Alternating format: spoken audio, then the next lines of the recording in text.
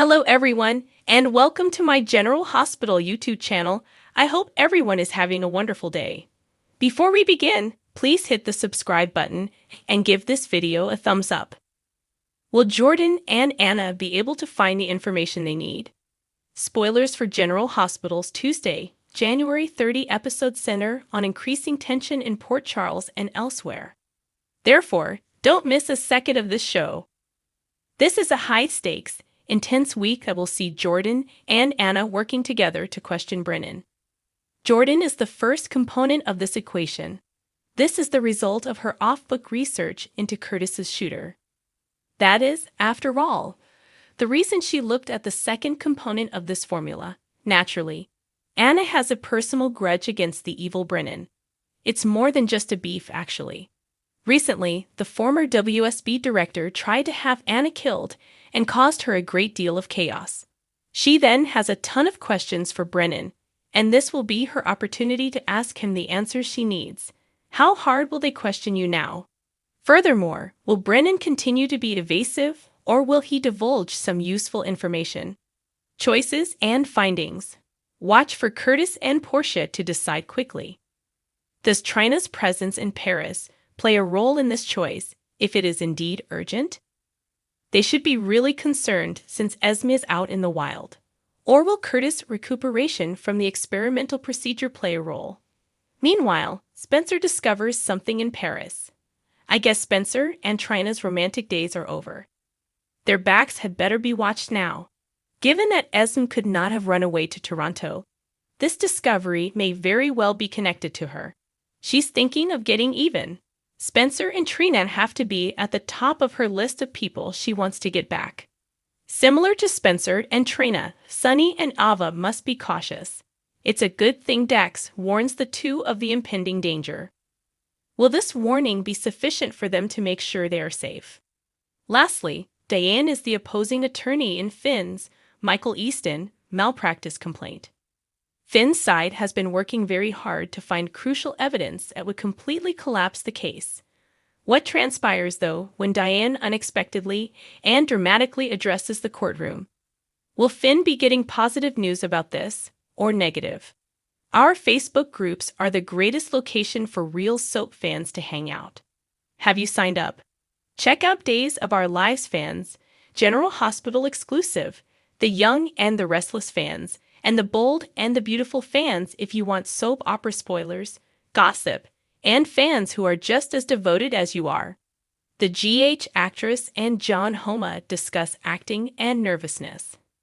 Former acting coach on the General Hospital set John Homa was one of Maurice Benard's old friends whom he got to welcome back to his video podcast series, State of Mind.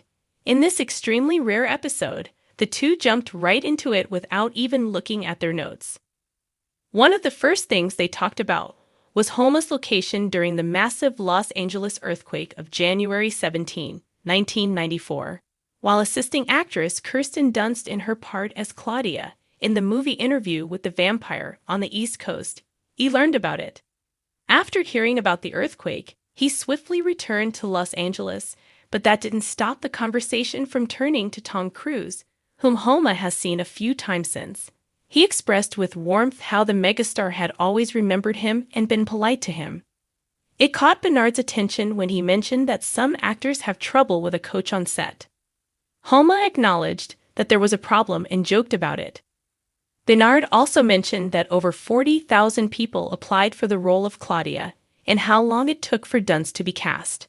The host was taken aback by the interaction as he discovered more and more details regarding the procedure, including Homa's unexpected role during the audition.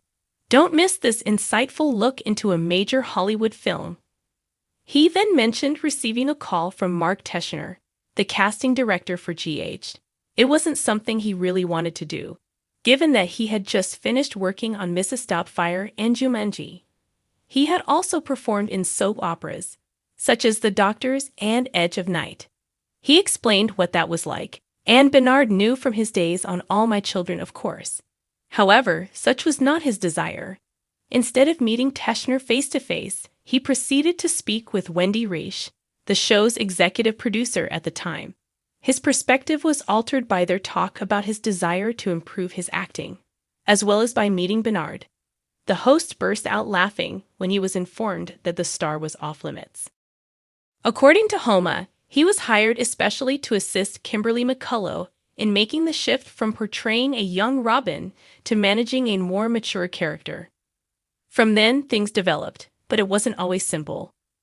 Learn why he wasn't interested in working with Vanessa Marcy, and what transpired to make him reconsider. There were certain remarks said that would make you reach for a Kleenex. You won't want to miss this one-on-one interview. That is only the tip of the iceberg. When the conversation shifts to drinking, the COVID pandemic, his near-death, therapy, and the late Tyler Christopher, the tone becomes serious. Here is where you can watch the complete episode. Visit John Homa's website or follow him on Instagram. Visit State of Mind on YouTube, Instagram, and Twitter to follow and subscribe. Supporters may now buy Motivating Stuff for State of Mind by Maurice Bernard. Examine it.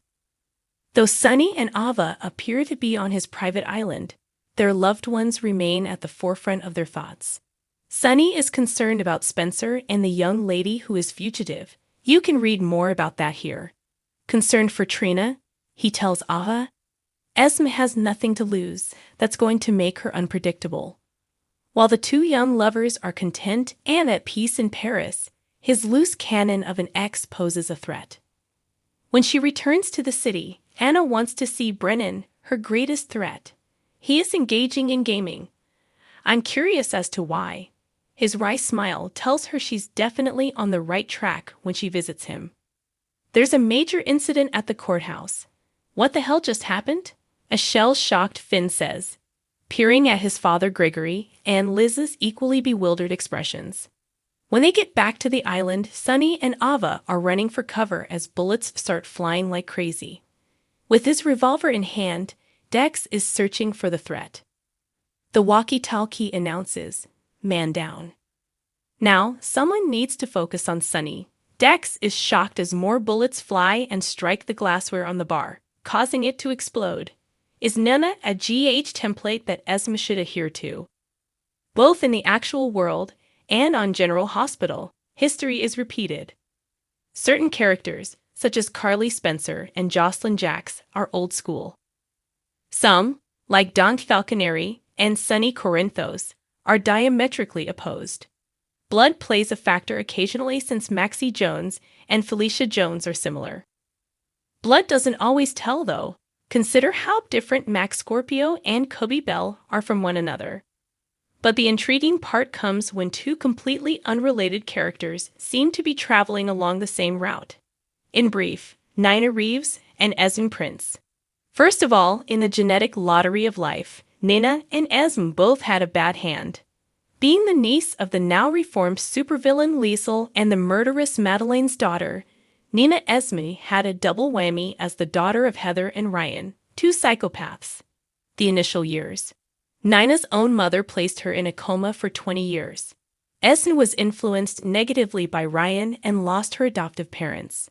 It was not possible to go from a barely developed adolescent to a fully grown adult in either scenario. Both were unable to complete the task. When Nana awoke from her coma and realized she had lost her child, that's what truly devastated her. This caused her to commit the small crimes of drugging Ava, slashing her open, and taking Avery, the infant. After Nell passed away, the daughter she never had the chance to meet, Nina felt compelled to tell Carly that Sunny was still alive. Eventually, Nina was able to shut down the SEC on Carly and Drew Avery after learning that Carly had prevented Nina from her second daughter, Willow.